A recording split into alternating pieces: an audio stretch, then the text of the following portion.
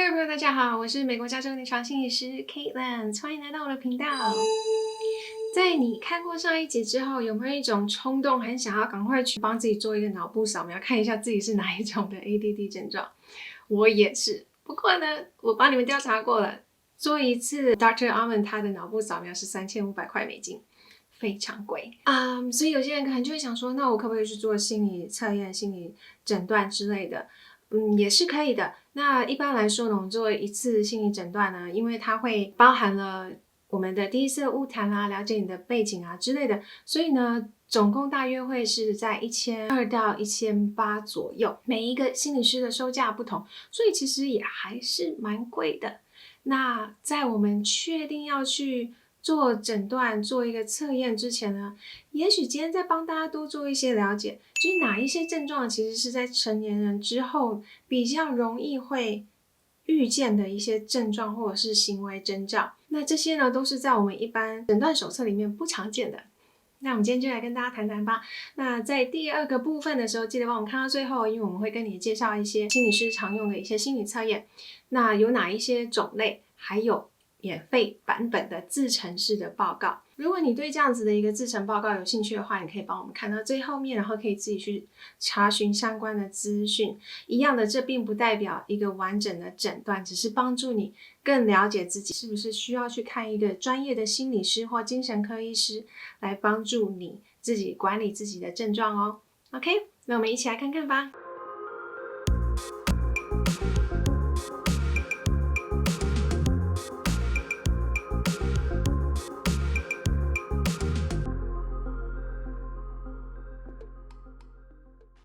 首先呢，在一般来说，我们在成年当中呢，至少4%的成人呢是有 ADD 的一个症状，但是其实只有1%的人是被诊断出来，所以其实算是 underdiagnosed， 也就是很多人其实有75%的成人本来应该是被诊断有 ADD 或 ADHD 的人，并没有被诊断出来。其实这是一个蛮高的一个数据。有一个部分是来自于呢，在过去的研究当中呢，有指出，因为成年人 ADHD 或 ADD 这个症状呢，在成年之后就会消失，所以呢，他们可能就会以为说是改善了就好了。但是呢，后来在临床上面发现呢，其实不是这么一回事。事实上呢，成人呢，确实会因为我们学会了一些社会期待，还有一些社交礼仪，所以呢，我们比较少冲动的部分，但是我们比较容易呈现的是一个注意力不足的，也就是我在上一集当中呢，其实比较专门是在解释的是 ADD 而不是 ADHD， 也就是 hyperactivity 的部分。因为在成年人当中呢，其实那个冲动啊、过动的那个症状确实是会比较改善，也比较少见了。但是我们会发现有更多是一个注意力不足的状况，所以今天呢，我们就会跟大家多讨论这些会有哪一些症状呈现。成人呢，注意力不足方面呢，其实在很多琐事上面会呈现出来，但是在我们诊断守则上面并没有去列出来的部分。例如说呢，很多事情都没有办法完成，有很多人他们可能一开始呢都会觉得说，我想要做这件事情，然后就很积极营营想要开始去做，但是大概做到一半的时候呢，就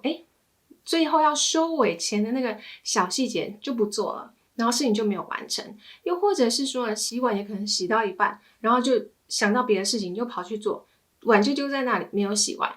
那又或者是呢，常常换工作，例如说可能一开始去应征工作的时候觉得非常有热忱，我非常喜欢这个工作，但是进去呢3个月1年之后就发现没有办法，我必须要辞职了，就不断的换工作。另外一种呢也是一样类似的，就是呢常常会更换我们的亲密伴侣的一个部分。因为在一段关系里头，我们刚开始的时候就是热恋期，所以就会非常的开心，充满了新鲜感刺激。但是过一段时间之后，那个热恋期的那种新鲜感开始消退之后呢，就会发现少了那些刺激感，少了那些新鲜感，然后就会觉得对这一段关系没有什么感觉，然后就会想要放弃，就会想要离开。那这也是在成年人当中呢，注意力不足蛮常见的一件事情。另外一个部分呢，就是内在刺激很多，例如说可能我在做这件事情，可是我听到鸟在叫，我就转头去了，或者是听到别人在看电视，我就转头想要去看一下他们在看什么电视。有外在刺激，然后有内在思考的部分。成年人注意力不足的时候，很多都是在内在的，也就是说呢，我们思维是没有办法线性的。例如说，人家跟你讲 A 会连到 B 会连到 C 会连到 D， 那这是一般人的思维模式。但是呢，如果你有注意力不足的人的话呢，你的思维模式可能就会是 A， 然后再来 B， 然后再跳到 H， 然后再跳到 Z， 然后就其实我们这个 C 是这样子的，然后就一直跳来跳去的。那其实就是一个成年人注意力不足的一个思维模式，比较不太一样，比较会跳来跳去的。那另外呢，成年人当中，我们上一集有提到了，很容易会被焦虑症或者是忧郁症给混淆，因为这其实是常有的一个并发症。所以很多人其实他们去就诊的时候，如果是一个比较没有经验的一个心理师或精神科医生的话，又或者是对自己比较不了解的人，我们所陈述出来的一个症状呢，就会比较像是你得了忧郁症，又或者是你得的是焦虑症。但是其实我们去看到的是一个全面的一个状况的时候，会发现也许你可能得到的是 ADHD 或者是 ADD。 成人当中呢，也比较容易会遇到的就是一个物质成瘾的一个部分，我们在另外一个影片也有提到。那因为呢，在ADHD 的人呢，他们必须要不断的用一些刺激的方式来刺激我们的大脑，所以很多人其实就会透过酒精啊，或者是其他的药物的方式来让我们比较容易可以有不一样的感觉，然后有那个刺激的感觉。那也会因为那个冲动的部分，让我们不断持续的在做一个药物的一个滥用，到最后就上瘾了。那最后呢，还要再跟他提一个部分，是很少人会说，但是呢，这是很常见的，就是 ADHD 的人或者是 ADD 的人，其实很容易跟人家吵架。所以呢，他们在跟别人相处的时候，会不自觉喜欢跟人家唱反调，或者是跟人家吵架。但不是代表说他们很喜欢跟你吵架，而是他们大脑办法处理这些刺激，所以就变成他们不自觉的跟人家吵起来了。那他们也会对这样子的事情感到非常的困扰。那只是呢，就是没有办法，就是常常会有这样子的事情发生。如果上述的这一些你全部都有，或者是大部分都有的话，那你可能就继续要看下去，因为接下来我会跟大家介绍的就是心理测验的部分有哪一些。好，那我们在做心理测验的时候，其实比较常用的就是一种 rating scale options。那 rating scale 呢，它就是有各种不一样的。那我们这边有列出一系列的 rating scale。那有一些就是比较针对 ADHD 的一个部分，那有些就是比较广泛的。那会针对除了你的症状之外，也有可能会针对你的行为啦，还有你目前的一些其他的可能并发症状的一个筛选，来去帮你看你是不是真的是有 ADD， 或者是呢，其实你是有 OCD， 又或者是你是焦虑症或者是忧郁症的部分。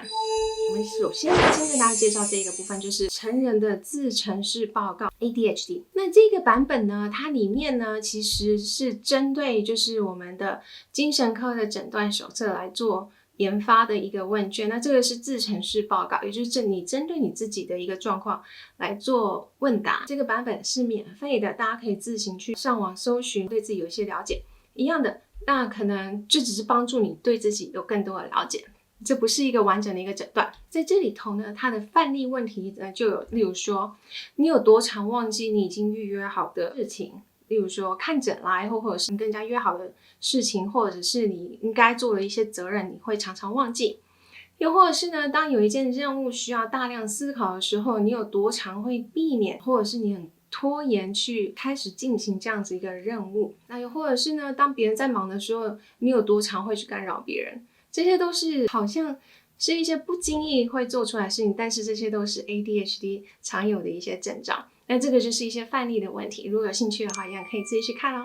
那第二种呢，就是 Colors Scales。那它这个呢，主要就是针对我们的症状来做一些测量评估。那它里头呢，就有包含了 ADHD， 那它也有包含了 OCD， 然后呢，也有我们的学习障碍，然后也有我们的高度执行功能的一个障碍，又或者是呢，家人跟朋友之间的关系，那还有包含了就是焦虑症跟忧郁症的部分。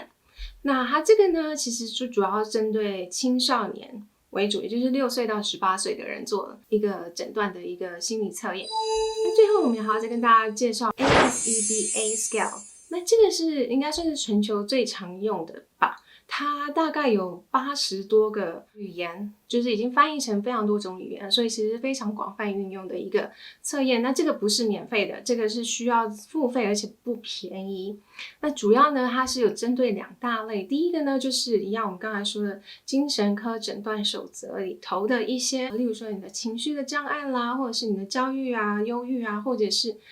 你有没有发展上的一些障碍啦，或者是你有没有可能是一个泛自闭的一个部分，或者是你会不会就是其实在成长过程当中，其实你是有那种叛逆的性格。那它也会针对你的症状来做一个量表，也就是你的情绪的一个反应啊，你是不是社交上面会比较退缩，或者是呢，你有没有身体上面的一些不适，还有你有没有比较容易 aggressive， 就是比较激进啊，比较凶一点的一个行为表现，还有你有没有睡眠上面的一些困难，这些都是症状上面的反应。那他都会做一些评估。那透过这样子的一个评估呢，还有包括可能这有小孩子的，那也有爸妈的，所以他会透过小孩子自己的这个部分，还有爸妈的这个部分来一起来做比较评估，然后再来去了解说有可能是得到的是一个什么样的诊断。那其实它这样子的一个方式呢，因为它都是用机器，我们必须要透过一个系统软体来去操弄，然后才会得到这个分数。那相对也是比较谨慎一点的方式，那能够帮我们做一个区分的诊断。那我们在做 ADHD 的诊断的过程当中呢，其实除了做这些测验之外，我们还会有一系列，例如说晤谈啦，然后去了解你的成长过程的背景，还有你目前的社经等等之类的。还有呢，我们可能会需要帮你去增加其他部分的测验，去了解你到底是不是，例如说有没有可能是有 OCD， 又或者是你其实是生理造成的焦虑症，而不是你真的因为你的注意力不足。那我们要去有更多的了解，才能够去帮你排除可能相关的一些诊断，或者是不适合的诊断。那我们也必须要去考量有没有其他的就是并发的症状，我们这些都是需要全面的去考量。所以当你只是单面的去做一个自陈式报告，就说那我就是有 ADHD， 那其实是一个很单面的一个看法，不见得是一个全面的，那很有可能这是一个误解。所以我想要跟大家讨论就是这个部分。对自己了解之后呢，其实更需要的是当你真的觉得自己目前的行为症状，还有目前遭遇到的一些经验确实对你造成极大的困扰的时候，真的要去看心理医生或者是精神科，让自己得到专业的帮助。一样的，最后就是想要跟大家谈一下，跟大家分享这些资讯，其实不是要让大家看到然后就觉得说我有 ADHD， 我有忧郁症，我有焦虑症，我有强迫症。不是的，我们其实是相反的。我更不希望大家随随便便帮自己下了一个标签，然后就觉得这个就是我。我们希望大家能够透过这些资讯呢，对自己有更正确的了解。然后当你有更正确的了解之后，你才会知道说，也许我现在需要去看医生了。就像我们如果今天我可能就是喉咙痛了，那很有可能是因为我话讲太多了，所以我就喉咙痛了。但如果可能今天我喉咙痛了，然后又流鼻水，然后我又开始头晕，很想睡，没有力气，那很有可能就是我感冒了，那我就是需要去看医生了，是一样的道理。今天如果我们发现自己有一些症状，有一些行为，甚至造成我们生活、工作和人相处之间有一些困扰了，那就代表了我可能是需要看医生了。这些资讯提供给大家，都是希望能够帮助大家对自己有更清楚的了解。那当你去看医生的时候，你也可以更清楚的去呈现你自己目前遭遇到的一些症状，或者是一些行为上面的困扰，让医生能够帮你做一个更全面的一个诊断。那希望这样子的一个影片的资讯对你来说是有帮助的。如果你觉得你身边的人呢，会对于这样子的影片有兴趣，或者是对于这些资讯呢，对他们会有帮助的话，麻烦帮我们按下分享哦，这样子其他人也可以受到帮助哦。我们下一次见了，拜拜。